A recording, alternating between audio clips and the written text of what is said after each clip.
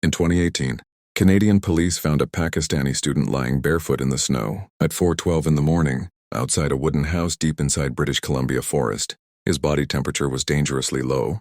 Blue handprints were visible on his neck. Deep claw marks covered his back.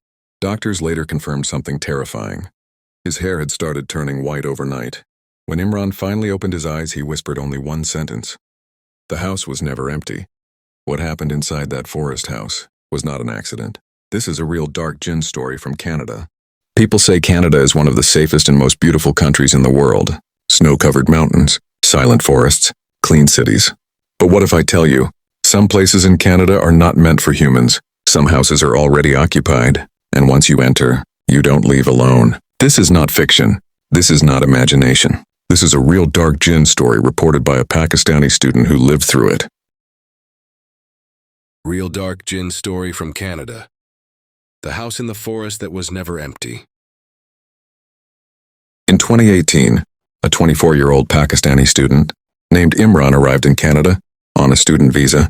His dream was simple: study, work part-time, support family back home. He rented a small shared room in Vancouver at first, but rent was extremely high, so after 2 months he started searching for a cheaper place. That's when he found it: a wooden house near Clearwater, British Columbia. Deep forest area, almost no neighbors, very cheap rent. The landlord was an old Canadian man who looked nervous while showing the property. Before leaving, the man said only one thing: don't go outside at night, and never open the back door after midnight. Imran left. He thought the man was joking. First night, everything seemed normal. Second night, at exactly 2:17 a.m., Imran heard footsteps on the ceiling, slow, heavy. He assumed it was raccoons or forest animals. Third night, the bathroom door opened by itself. No wind, no windows open. Fourth night, he woke up suddenly at 3 a.m. The room felt freezing cold. His breath was visible. Then he noticed scratch marks on his arm, long, deep, like nails. After 1 week, Imran started having the same nightmare every night: a tall black shadow standing in the corner of his room. No face, only glowing eyes, and a voice echoing directly inside his head. This land belongs to us. Every morning he woke up exhausted. Sometimes his pillow was wet, not sweat, tears. He didn't remember crying. One night Imran was on a video call with his mother in Pakistan. They were talking normally. Suddenly his mother screamed, "Beta, who is standing behind you?" Imran turned around. Nothing. Empty room. But on the phone screen his mother saw a dark figure clearly. At that moment the phone shut down. The lights flickered. A rotten earth smell filled the house, and 5 claw marks appeared on the wall. Fresh, bleeding wood. The next morning Imran went to the only nearby house. An elderly Canadian man lived there. When Imran told him about the house, the old man became silent. After a long pause he said, "That property was abandoned in 1996. A family had died there in a mysterious fire.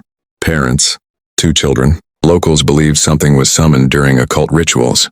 Since then, nobody stayed more than a few weeks. Some tenants disappeared. Some were hospitalized. Some went insane. The forest tribes called it the Shadow Resident." That night, Imran decided to recite Quran loudly, Surah Baqarah. At exactly 1:43 a.m., speaker stopped. Electricity died. Temperature dropped instantly.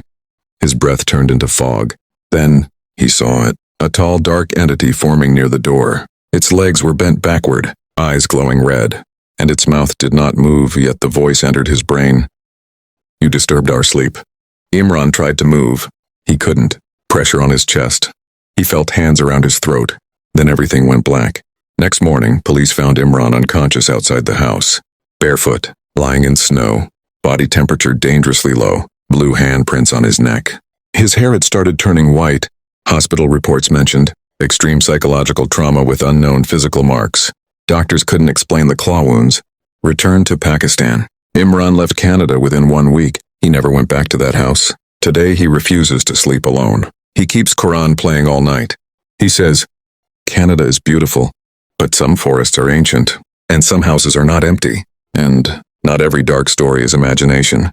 Some places remember pain, and some entities never leave." If you ever rent a cheap house in a silent area, ask why it's cheap. Because sometimes, you are not the first tenant.